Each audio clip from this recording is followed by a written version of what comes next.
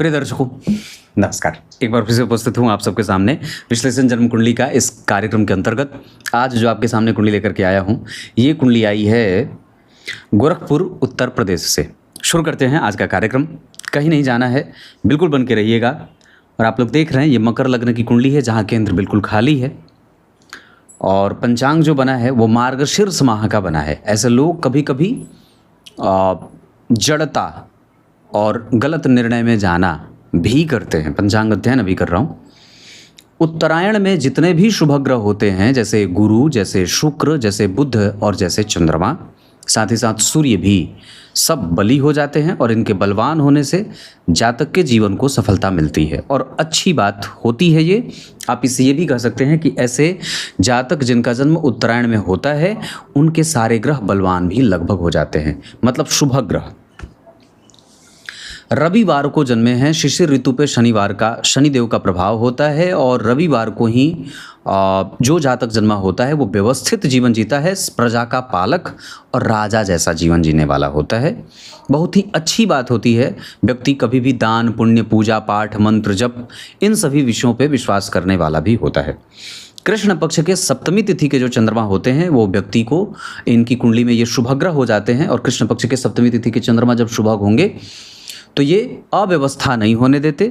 धन, मान, नौकरी, अच्छा पद, ये सब देने वाले हो जाते हैं। उत्तरा फाल्गुनी नक्षत्र पे पितरों का प्रभाव होता है और ख़ास करके पितरों के अलग अलग नाम हैं, जिसमें अर्यमा नाम के पितर उत्तरा फाल्गुनी नक्षत्र के स्वामी होते हैं। और उत्तरा फाल्गुनी नक्षत्र में जो जन्मे जातक होते हैं उन्हें घी का दान करना चाहिए, उड़द का दान करना चाहिए, काले तिल का दान करना चाहिए। कटोरी में, चांदी की कटोरी में या पीतल की कटोरी में घी, तेल आदि चीज़ों का दान करना चाहिए शनिवार को या तो मंगलवार को। इससे नक्षत्र जनित जितने दोष होते हैं वो सब समाप्त हो जाते हैं। उत्तरा फाल्गुनी नक्षत्र पे शनिदेव क्या बोलते हैं कि अर्यमा नाम के पितर, मैंने बताया, इस वजह से ओम अर्यम ने नमः इस मंत्र का जप करना चाहिए।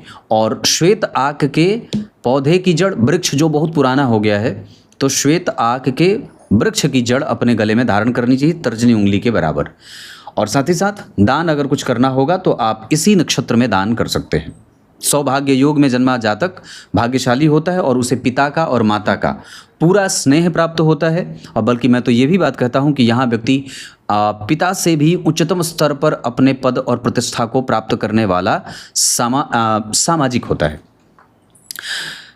वैश्य वर्ण और मनुष्य गण के कारण वहाँ व्यक्ति के अंदर रजस तत्व की प्रधानता होती है। वैश्य वर्ण के कारण व्यक्ति में राजसिक सुखों का प्रभाव बढ़ता है और इसको ना कई बार ऐसा भी कह सकते हैं कि राजसिक सुखों का भोक्ता होता है। मतलब वो पूजा पाठ, इन सभी चीज़ों में भगवान को बहुत ही नज़दीक से सारी चीज़ों का अर्पण करना उसे आता है और उसमें उसकी दिलचस्पी होती है। ग्रंथों का दान करना, अर्घ देना, गीता जी के 11वें अध्याय का पाठ करना और साथ ही साथ उसका गणितीय पक्ष बड़ा ही मजबूत होता है और उसका कारण है सूर्य बुध का गुरु के साथ 12वें भाव में बैठना। गुरु का 12वें भाव में बैठना कई बार नुकसान होगा, जबकि शुक्र का 11वें भाव में बैठना बड़ा लाभकारी होगा। चंद्रमा का 9वें भाव में बैठना व्यक्ति को भाग्यशाली बनाएगा, जबकि द्वितीय भाव में राहु भ्रम और कई बार मानसिक चिंताएं और उद्विग्नता भी देने वाले बनेंगे। क्लियर है?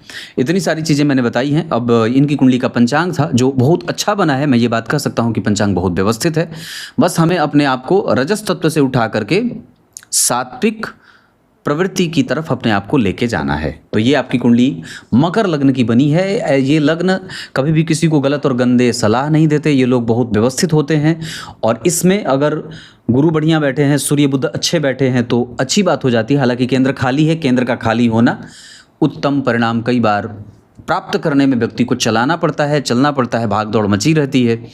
केंद्र के खाली होने से कुंडली की थर्स्ट कैपेसिटी कमज़ोर होती है और इसके कारण व्यक्ति को बाकी के अन्य लोगों की अपेक्षा ज़्यादा मेहनत करनी पड़ती है।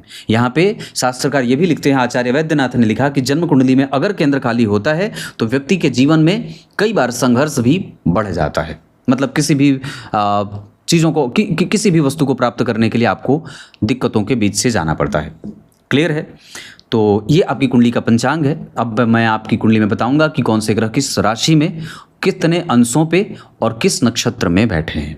सबसे पहले बात करेंगे ग्रहों के राजा सूर्य की, जो आत्मा हैं, आत्मविश्वास हैं, पिता हैं, कई बार तो पत्नी का भी विचार यहाँ से कर लेते हैं, वो मैं किसी कार्यक्रम में बताऊंगा। और पत्नी का नेचर सूर्य से देखा जा सकता है। इतना ही नहीं, आपका पेट कैसा है, आप किसी भी विषय को किस दृष्टिकोण से देखते हैं, आत्मविश्वास किस उच्चतम स्तर का है या निम्न स्तर का है। और आपकी कुंडली में सूर्य जो होते हैं वो अष्टम भाव के स्वामी होते हैं और अष्टमेश होकर के 12वें भाव में बैठे हैं, पर मित्र के साथ और मित्रों के साथ बैठे हैं। ये अच्छी बात है। मतलब मकर लग्न की कुंडली के लिए अष्टम भाव के स्वामी, जहाँ अष्टम भाव थोड़ा दोषयुक्त है, मतलब इस भाव पे अगर शनि और केतु नहीं बैठे होते तो सूर्य के लिए भी अच्छी बात होती, पर अष्टम भाव में शनि और केतु बैठे हैं तो सूर्य के घर को बिगाड़ रहे हैं। और इस भाव के स्वामी होकर के अगर सूर्य देव यहाँ बैठ जाते या यहाँ बैठ जाते या यहीं बैठ जाते तो थोड़ी अच्छी बात होती, पर यहाँ 12वें भाव में बैठ गए हैं और दरअसल उन्होंने अपने आप को 14 अंशों पे स्थापित किया है, पूर्वाषाढ़ा नक्षत्र में बिठाया है खुद को। शुक्र तो बहुत अच्छे बैठे हैं, इसमें कोई दो राय नहीं है, पर फिर भी वहाँ सूर्य नारायण ने गुरु को अस्त किया है और साथ ही साथ बुध को भी अस्त करेंगे, क्योंकि 21 अंश के बुध हैं और 14 अंश के सूर्य हैं और 8 अंश के गुरु हैं, तो यहाँ पे दोनों ही ग्रह अस्त हो गए। मतलब मकर लग्न की कुंडली के लिए 12वें भाव के स्वामी अस्त हो गए, जिसके कारण व्यक्ति कई बार दुराग्रही हो, जिद्दी हो, छल करता है, मेहनत विश्वास के साथ नहीं करता, पक्ष में कमज़ोरी हो जाती है, पक्ष रखने में कमज़ोरी हो जाती है, अव्यवस्था होती है, दूसरों के कारण व्यक्ति को जलना पड़ता है ना, लांछन लग जाए, ऐसा हो सकता है, व्यय को समझ ना पाए, ये सब चीज़ें होती हैं। मतलब सूर्य का 12वें भाव में जाना कई बार यहाँ नेत्र ज्योति, आँखों की समस्या के साथ साथ आपके पाचन तंत्र को, हड्डियों की बीमारी और इतनी सारी चीज़ें परेशान करने वाले में लेके चले जाते हैं। मतलब सूर्य वहाँ अगर शुक्र के नक्षत्र में बैठे हैं और शुक्र अगर व्यवस्थित हैं तो सूर्य के पास बल है, जो कि हैं, लेकिन सूर्य के पास केतु की और मंगल की दृष्टि जा रही है और किसी भी शुभ ग्रह का प्रभाव नहीं है। रही बात बैठने की, तो वहाँ गुरु और बुध बैठ करके लगभग छोटे मोटे अच्छे परिणाम दे रहे हैं, क्योंकि वहाँ वो दृश्य क्षेत्र है। लग्न से लेकर के मतलब अष्टम, नवम, दशम, एकादशवां और 12वां भाव ये दृश्य क्षेत्र कहे गए हैं। और यहाँ पे सूर्य और बुध का बैठना कई बार व्यक्ति के बुद्धि को, व्यक्ति के तर्क को, व्यक्ति के ज्ञान को, उसकी सहिष्णुता को प्रभावित करता है और व्यक्ति के एनर्जी लेवल को कमज़ोर भी करता है, रोग प्रतिरोधक क्षमता को कमज़ोर भी करता है, रंगों को कमज़ोर करता है, परखने की शक्ति को कमज़ोर करता है, विरोध करने की शक्ति को कमज़ोर करता है। बैलेंस करके चलना पड़ता है, सामंजस्य बनाना पड़ता है, परिणाम से अपने आप को संतुष्ट करना पड़ता है। तो ये सारी चीज़ें सूर्यदेव और गुरु की दशा जब उसी में आ जाएगी तो कई बार ये निगेटिव रोल प्ले करने लगेंगे। मतलब सूर्य भी निगेटिव हो जाएंगे और गुरु भी निगेटिव हो जाएंगे। इस वजह से, क्योंकि 12वें भाव में गुरु हैं, तो कई बार व्यक्ति ऋण में दबा रह जाए, परेशान रहे, कफ जनित समस्या होने लगे, कई बार माता पिता को कष्ट होने लगता है, माता पिता के चिंताओं का कोई कारण नहीं समझ में आता और व्यक्ति के जीवन में अंक कम मिलते हैं, जिसके कारण परिणाम प्रभावित होने से घर परिवार का माहौल भी कमज़ोर या कई बार कमज़ोर होता है। तो ऐसी चीज़ें देखने को मिल जाती हैं। ये सूर्य हैं जो अगर शुक्र के नक्षत्र में इनका परिणाम मैं कहूँगा तो लगभग वो भाव से वर्गोत्तम भी हो रहे हैं, जो कि अच्छी बात है। व्योमस्त पाताल विलग्न भानम वाला सिद्धांत मैंने कई बार बताया है, वर्गोत्तमो तत्स्वनमांसकास्तु। तो सूर्य यहाँ भी 12वें भाव में, यहाँ पे मित्र की राशि में बैठे थे, यहाँ अपनी राशि के बैठ गए, तो वर्गोत्तम हो जाए ग्रह, या अपने नवांश में चला गया, वर्गोत्तमो तत्स्वनमांसकास्तु, अपने नवांश में, तो सूर्य यहाँ पे अच्छे भी होंगे। मतलब कई बार व्यक्ति में कुछ बुरे परिणाम और कुछ अच्छे परिणाम, जैसे अपेंडिक्स हो जाए, पेट से संबंधित समस्या होने लगे, हड्डियों से संबंधित समस्या होने लगे, तो ये सब चीज़ें देखने को मिल जाती है। जो कई बार इंक्वायरी बैठ जाए या ऊंचे पदों पे जाने से व्यक्ति का जो संघर्ष होता है, कई बार उसे संघर्ष के दौर से गुजरना पड़ता है। तो ये सारी चीज़ें सूर्य का, हालांकि अंततोगत्वा व्यक्ति को सफलता भी दे रहे हैं, पर संघर्ष काफ़ी रहेगा। चंद्रमा जो बैठे हैं वो जन्म कुंडली में उत्तरा फाल्गुनी नक्षत्र के बैठे हैं, और इस आधार पर कि सूर्य आपकी कुंडली में 12वें में है, चंद्रमा से सूर्य चौथे बैठे हैं, इस वजह से व्यक्ति कई बार इनकी दशाओं में, जब विशेषतः चंद्रमा और सूर्य एक साथ अंतर्दशा प्रत्यंतर दशा में एक्टिव होंगे, तो ये निर्णय लेने में व्यक्ति को दिक्कतों का सामना करवाते हैं। यह व्यक्ति कई बार अपनी बुद्धि का, अपने लोगों का प्रत्यक्षतया या गलती का सही और सत्य और असत्य का सही तरीके से समुचित विरोध नहीं कर पाता है। तो ऐसी चीज़ें भी जन्म कुंडली में देखने को मिल जाती हैं। उसके बाद अगर बात मंगल देव की करेंगे, चंद्रमा के ऊपर मंगल का प्रभाव है, पीछे शनि केतु बैठे हैं, थोड़ा सा ध्यान यहाँ पे जाना चाहिए। चंद्रमा के ठीक पीछे शनि केतु बैठे हैं, गुरु का प्रभाव है, यहाँ पे राहु का भी प्रभाव है, इस भाव के अधिपति पे मंगल का प्रभाव है। तो इसका अर्थ होगा कि चंद्रमा जहाँ बैठे हैं उसके ठीक पिछले भाव के स्वामी और भाव पे शनि मंगल राहु केतु का प्रभाव है। इस वजह से भाग्य में कभी कभी गतिरोध, प्रतिरोध, प्रतिशोध ऐसी चीज़ें देखने को मिलती है। मतलब वहाँ पे कई बार चंद्रमा का संपूर्ण फलादेश जातक के जीवन में नहीं उतरेगा, इसके कारण भाग्य में कभी कभी संघर्ष भी देखने को मिलता है, या कई बार ससुराल वालों के साथ संबंधों में कमजोरी भी देखने को मिलती है। यहाँ पे कई बार ससुराल को ही व्यक्ति को धन देना पड़ता है और पत्नी की वाणी, पत्नी का धन उसके किसी काम नहीं आता, या पत्नी कई बार रुग्ण मिल जाती है, हमें इसका ध्यान रखना होगा। मंगलदेव आपकी कुंडली में जिस स्थिति में बैठे हैं उसके आधार पर वो सरकारी नौकरी में आपके लिए सहायता कर रहे हैं। चतुर्थ स्थान के अधिपति का सप्तम स्थान में या छठे स्थान में बैठना और साथ ही साथ गुरु से दृष्ट होना और इस भाव के स्वामी का इनको देखना, ये नौकरी देते हैं। इतना ही नहीं, व्यक्ति में चपलता, चंचलता, एनर्जी लेवल और इसके साथ रणनीति, जीतने की कला, ये सारी चीज़ें, प्रतियोगिता परीक्षाओं की प्रति जो रणनीति बनाई जाती है, ये सब मंगल और बुध, और जो कन्विंसिंग कैपेसिटी है, समझने समझाने की जो शैली है, अपनी बात समुचित तरीके से लोगों के सामने रखने की जो बात है, दुश्मनों को पहचानने की जो शक्ति है और जो पूरा षड्यंत्र होता है, ये इसमें मंगल देव सहायता करेंगे। वक्री होके बैठे हैं, 6 अंश 35 कला पे अपने नक्षत्र में हैं, गुरु से दृष्ट हैं, बुध से दृष्ट हैं। इस वजह से व्यक्ति बहुत, उसकी ग्रास्प कैपेसिटी अच्छी होती है, व्यवस्थित जीवन जीने वाला होता है और नौकरी में मंगल देव की दशा लाभदायक होती है। मतलब अगर मंगल की दशा में व्यक्ति को नौकरी की तैयारी वो कर रहा है तो निश्चित रूप से उसमें उसको सफलता मिल सकती है। अगर गुरु की दृष्टि छठे भाव पे नहीं होती तो कुंडली को कमजोर माना जाता, और बुध की दृष्टि अगर नहीं पड़ती तो व्यक्ति में चपलता, चंचलता जो है वो कमजोर होती, और सूर्य की दृष्टि से जातक चीज़ों को समझ रहा है, पारखी दृष्टिकोण उसकी होती है। बुधदेव जन्म कुंडली में जिस स्थिति में बैठे हैं वो आपकी कुंडली के नवम भाव के स्वामी हैं और शुभ ग्रह होते हैं। इस भाव से 4 घर आगे बैठे हैं। इस कुंडली के लिए राजयोग कारक ग्रह होते हैं और जन्म कुंडली में इनका संबंध 12वें भाव के स्वामी के साथ और साथ ही साथ अष्टम भाव के स्वामी के साथ हो रहा है। इस वजह से बुध का प्रभाव सूर्य और गुरु से बहुत अच्छा नहीं है।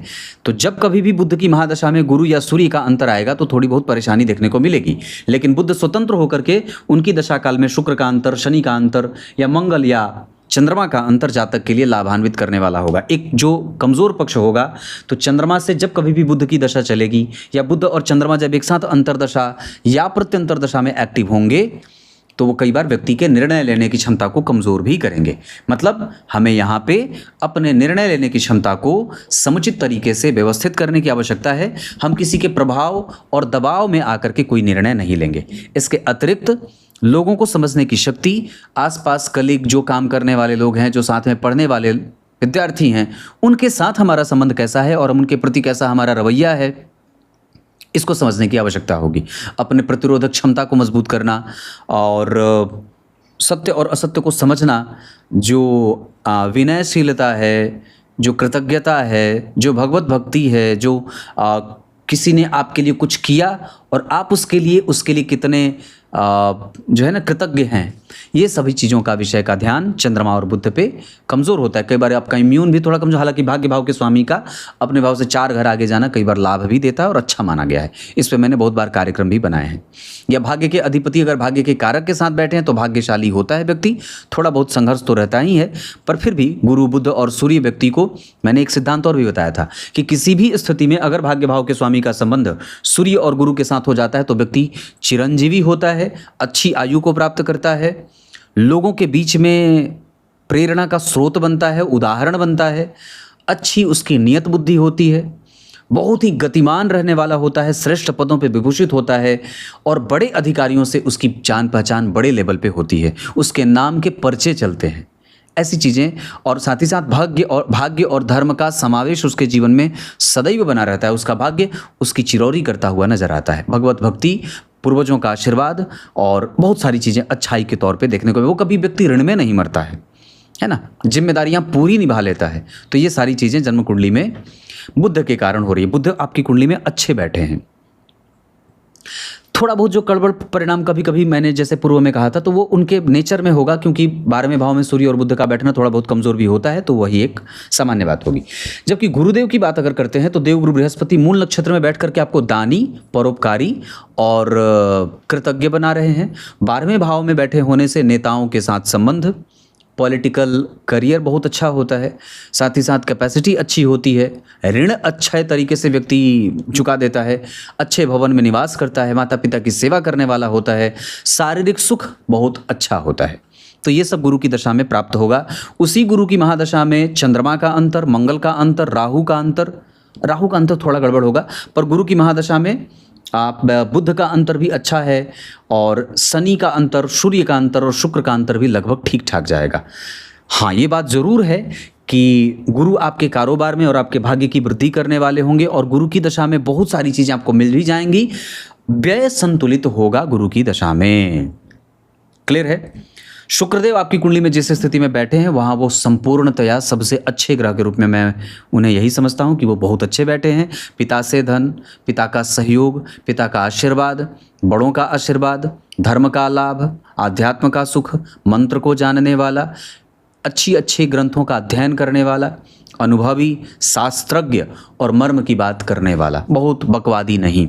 तर्क वितर्क है, कई बार तर्क वितर्क थोड़ा बहुत होगा क्योंकि 12वें भाव में सूर्य बुध बैठे हैं, पर वैसे शुक्रदेव बहुत अच्छे हैं और वो बहुत ही व्यवस्थित भी बैठे हैं। पंचम भाव पे शनि और शुक्र दोनों की दृष्टि है, इस वजह से पिता का प्रेम, माता का प्रेम, बच्चों का प्रेम, पड़ोसियों का प्रेम और स्वास्थ्य के मामले में एक अच्छी आयु, ये सब मिलती है। पर शनि और केतु अष्टम भाव में बैठे हैं, इस वजह से लंबी आयु के साथ साथ कई बार आपकी समस्या को और चिंतन को एक लंबी दशा का इंतजार करना पड़ता है। तो जब कभी भी शनि की दशा चलेगी तो थोड़े से काम में जल्दबाजी करिए, आलस्य न करिए, काम को आज के काम को कल पे न टालिए, इन सभी चीज़ों का ध्यान देना होगा। तो हालांकि आपकी कुंडली में शुक्रदेव बहुत अच्छे बैठे हैं और मैं समझता हूँ कि उनकी दशा काल में आपको भवन, भूमि, वाहन, जितना भी सांसारिक सुख होता है, दाम्पत्य का हो, ये सब लगभग मिल जाएगा। पर उनके बुरे परिणाम यहाँ पे देखने को मिल जाएंगे। जैसे एकादश पे 12वें भाव में बैठे हैं नौमांस चक्र में, और ऐसी स्थिति में कई बार जब 12वें भाव में सूर्य और शनि के साथ शुक्रदेव का संबंध होगा तो कई बार पत्नी के साथ शारीरिक संबंध, मतभेद और विचारों का मिलना कम होता है। मतलब शुक्र की दशा में या अंतर प्रत्यंतर में हमें अपने दाम्पत्य पे विशेष ध्यान देने की आवश्यकता होगी। अगर उस समय ऐसी कोई दो राय की बात बनती होगी तो हम उसको संभाल करके चलेंगे। उसके बाद अगर बात करते हैं शनिदेव की, तो शनिदेव आपकी कुंडली के लग्नेश होकर के अपने कारक क्षेत्र में अष्टम भाव में बैठे हैं, जहां व्यक्ति वक्त के हिसाब से धर्म और शास्त्र की परख, जानकारी और उसमें दिलचस्पी रखता है, बड़ा आदरणीय होता है, गंभीर बात करने वाला होता है, अपनी अवस्था से ज़्यादा की आयु की चिंतन में लगा रहता है और एक अच्छी आयु का मालिक भी होता है। साथ ही साथ बढ़िया है ये, मतलब मैं उसे खराब नहीं कहूँगा। अष्टम भाव में शनिदेव बैठे हैं तो जब कभी भी शनि की दशा में केतु का अंतर आएगा तो व्यक्ति का जो अकेलापन है वो थोड़ा बढ़ेगा, परिवार में निकटता कम हो जाएगी, जवान रहेगा तो लोगों के बीच में रहना चाहेगा, जैसे जैसे बूढ़ा होगा वैसे वैसे लोगों से कटता जाएगा और मृत्यु के निकट जैसे जाएगा वैसे वैसे परिवार में और भी ज़्यादा वो वापस फिर से वैसे ही कनेक्शन बनाना चाहेगा।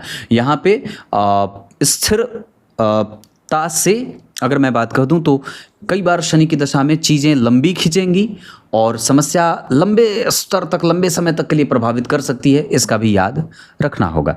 तो ये आपकी कुंडली में शनिदेव हैं। राहु आपकी कुंडली में द्वितीय भाव में है, मैंने बात कही थी, सप्तमम मारक स्थानम तस्मातु प्रबलम धनम मरणम मारके शस्य दशायाम प्रबदित सुधि।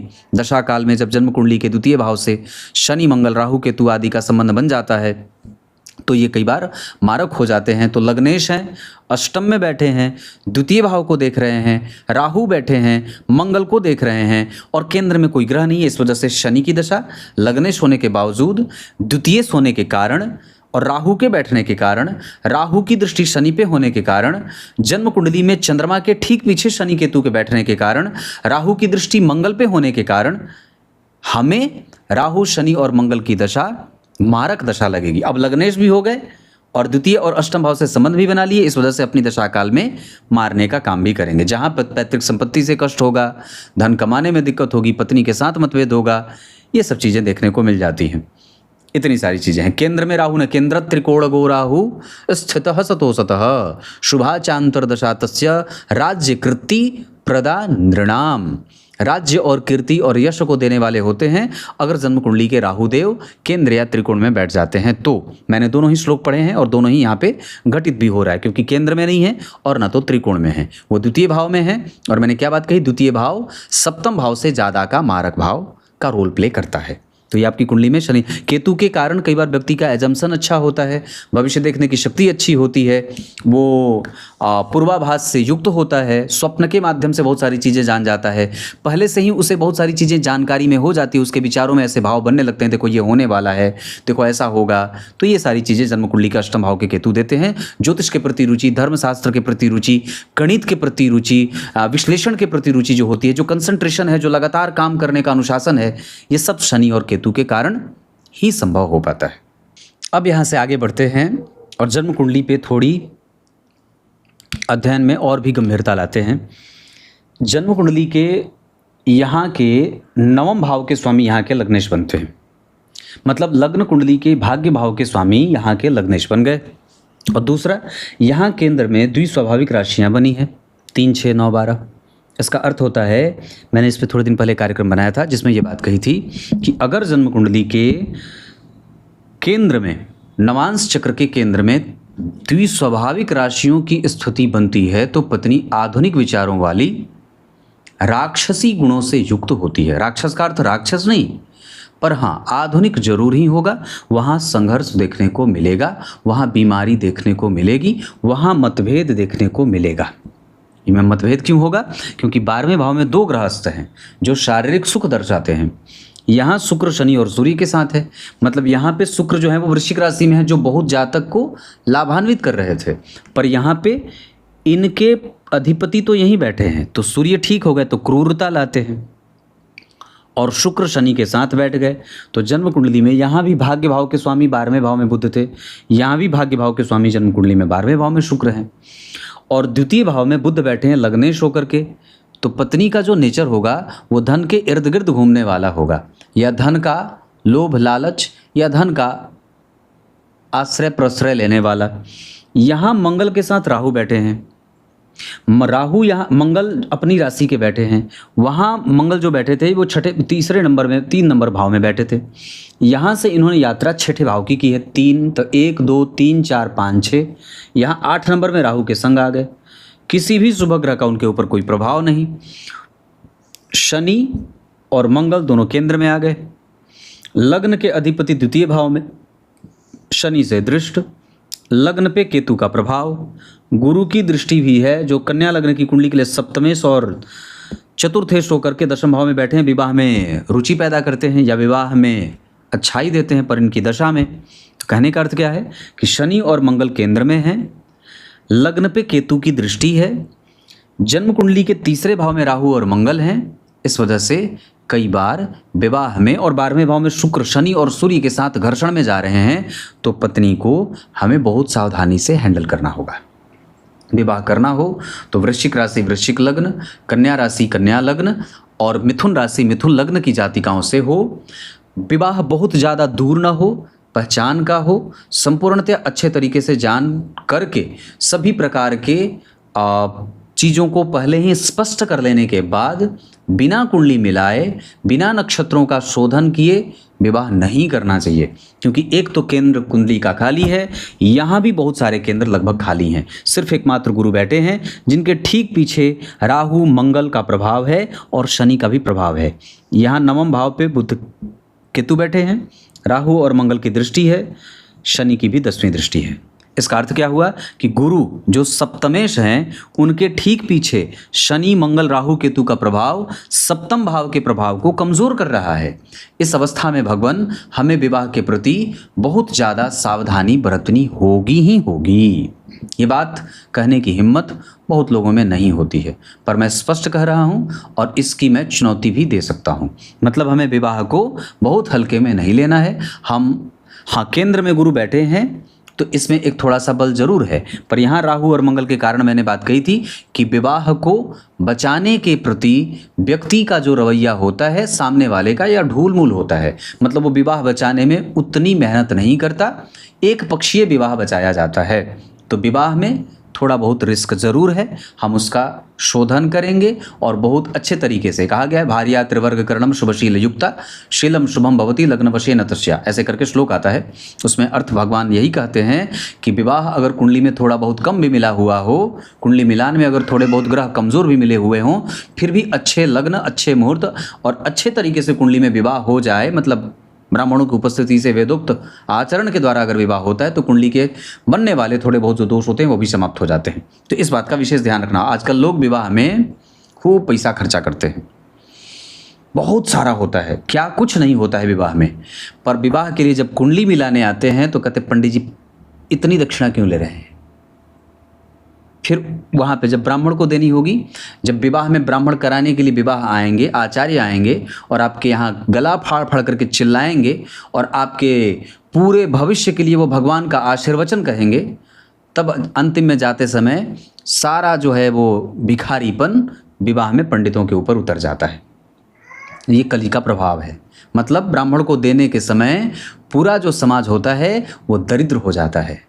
और ऐसे नाम सुनाओ तो पंडित जी मेरा ये है, पंडित जी मेरा ये है, पंडित जी मेरा ये है, हम इतने हैं, ये हैं, ये हैं। जब दक्षिणा देने की बारी आएगी तो लिफाफे में सिक्के खनकने लगते हैं। ये आज के समाज की सच्चाई है और इसे स्वीकार करना होगा। और दूसरी बात, अब यहाँ पे ब्राह्मणों में भी कमज़ोरी है, तो ये कई तरीके की जो समस्या है, जो सामंजस्य दोनों ही तरीके से नहीं बनता है, तो इसमें ब्राह्मण भी उतना ही जिम्मेदार है और बाकी के अन्य वर्ण भी उतने ही जिम्मेदार हैं। इसमें कोई किसी से कम नहीं है, सब एक ही मिट्टी के धुले हुए हैं। दशमांसा चक्र में लग्न कुंडली के 6वें भाव के स्वामी यहाँ के लग्नेश बनते हैं। यहाँ भी लग्नेश का धन से संबंध है, यहाँ भी लग्नेश का धन से संबंध है। यहाँ लग्न के अधिपति जन्म कुंडली में जो शनि बैठे हैं वो कहाँ बैठे हैं, धन भाव की तरफ देख रहे हैं। और यहाँ भी लग्न के अधिपति धन भाव में हैं, यहाँ भी लग्न के अधिपति धन भाव में हैं। धन भाव के स्वामी 12वें भाव में उच्च के, धन भाव के स्वामी अष्टम भाव में, और यहाँ के स्वामी गुरु से प्रभावित, मतलब धन भाव के अधिपति शनि के ऊपर गुरु की दृष्टि है और यहाँ धन भाव के ऊपर गुरु की दृष्टि है। यहाँ धन भाव के स्वामी के ऊपर गुरु की दृष्टि तो नहीं है, पर निश्चित रूप से लग्न के ऊपर गुरु की दृष्टि जरूर है। लग्नेश धन भाव में जरूर बैठे हैं और धन भाव के स्वामी जहाँ बैठे हैं वहाँ से गुरु केंद्र में बैठे हैं। लग्न पे भाग्य भाव के स्वामी की दृष्टि जरूर है। तो ये जो परस्पर संबंध बन रहा है, मैंने जितना भी बताया है, ये व्यक्ति के धन के प्रति जो उसका झुकाव है, जो उसका इतना बढ़िया बना देते हैं कि आप इसकी प्रशंसा में पेज लिख सकते हैं। मतलब ये जो संबंध बना है वो व्यक्ति अपने करियर में, अपने धन में, अपने पद में, अपने प्रतिष्ठा में, अपनी सामाजिक गतिविधियों में बहुत आगे और ऊंचा जाने वाला होता है। मतलब करियर के लिए बुध भी ठीक है, चंद्रमा भी ठीक है, सूर्य भी ठीक है, गुरु भी ठीक है। यहाँ तो मंगल और शुक्र थोड़े कमज़ोर, पर राहु भी ठीक है, शनि भी लगभग ठीक है। तो इस हिसाब से गुरु और शनि का जो परिवर्तन हुआ है, ये व्यक्ति के रोजगार को, उसकी दिनचर्या को उसके भाग्य से जोड़ रहे हैं। मतलब व्यक्ति जब जगेगा तो उसके कारोबार में उसको दिक्कत नहीं होगी, उसका कारोबार 100% बहुत अच्छा है।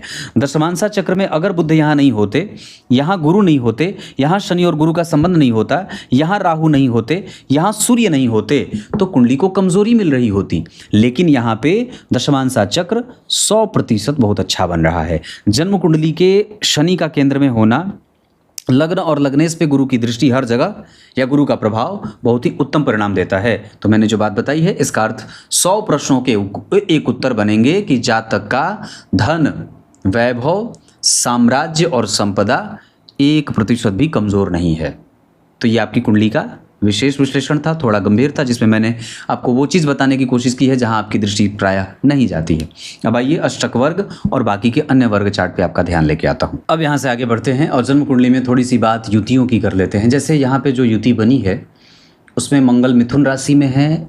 एक परिणाम मैं भाव से अगर कर दूँ, और चूंकि मृगशिरा नक्षत्र में वक्री राहु से दृष्ट होकर के हुए हैं, या राहु से दृष्ट भी हैं और वक्री भी हैं, 6 अंश के हैं, तो व्यक्ति को निर्णय लेने से पहले सावधानी बरतनी होगी। नहीं तो कई बार व्यक्ति अपने निर्णय पे बाद में भयंकर पश्चाताप करता है। मतलब जल्दबाजी में, जैसे विवाह के बारे में हो, मित्रता में हो, निवेश में हो, पार्टनरशिप में हो, पत्नी के साथ संबंधों को जल्दबाजी में, ऐसा मतलब हम कोई भी निर्णय लेंगे, हम पहले अपने आप को बहुत अच्छे तरीके से सोचेंगे, समझेंगे, फिर निर्णय लेंगे। किसी को भी धन देना हो, निवेश करना हो, पार्टनरशिप में, तो सावधानी से उस पर जाएंगे।